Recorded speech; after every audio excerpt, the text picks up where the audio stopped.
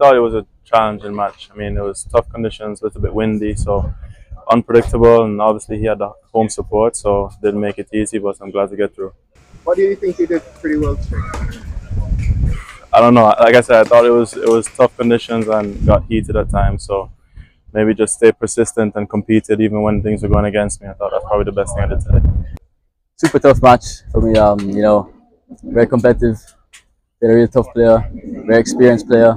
But yeah, but you know, I'm glad on how I performed and how I fought, and yeah, you know, it's just more experience for me, and just looking, you know, just keep moving forward, you know.